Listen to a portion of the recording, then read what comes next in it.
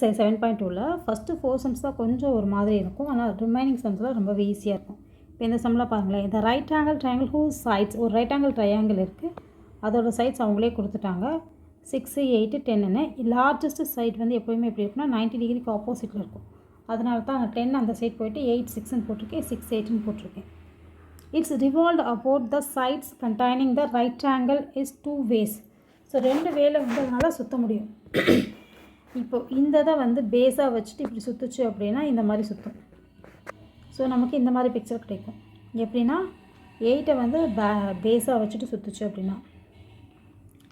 Okay, next அப்போது எனக்கு இருக்காங்க find the difference of volumes two solid. So அப்படி சுற்றும் போது நமக்கு என்ன ஆகும்னா ஒரு கோன் க்ரியேட் ஆகும். இந்த கோனோட வால்யூமும் அதே மாதிரி 6 இதை பேஸாக வச்சுட்டு சுற்றினா என்ன ஆகும்? ஸோ 2 வால்யூம் இருக்குது, V1 V2. இது ரெண்டுக்குள்ளே டிஃப்ரென்ஸ் என்னென்னு கேட்டிருக்காங்க. ஸோ V1 கண்டுபிடிக்கிறோம், தென் V2 கண்டுபிடிக்கிறோம், ரெண்டையும் சப்ட்ராக்ட் பண்ணுறோம், அதுதான் ஆன்சர். ரொம்பவே ஈஸி தான். V1 ஃபார்முலானது 1/3 πr²h, 1/3 π 22/7, ஆரோட வேல்யூ 6 × 6 × 8. ஸோ கேன்சல் பண்ணுறோம், 301.721 கிடைத்திருக்கு. V2 அதே சேம் ஃபார்முலா, வேல்யூஸ் மட்டும் டிஃப்ரெண்ட்டாக இருக்கும். இங்கே வந்து ரேடியஸ் 6ஆக இருக்குது, இங்கே ரேடியஸ் 8ஆக இருக்குது. ரெண்டுக்குள்ள டிஃப்ரென்ஸ் சப்ட்ராக்ட் பண்ணுறப்போ 100.58 வருது. ஸோ தான் டிஃப்ரென்ஸ்.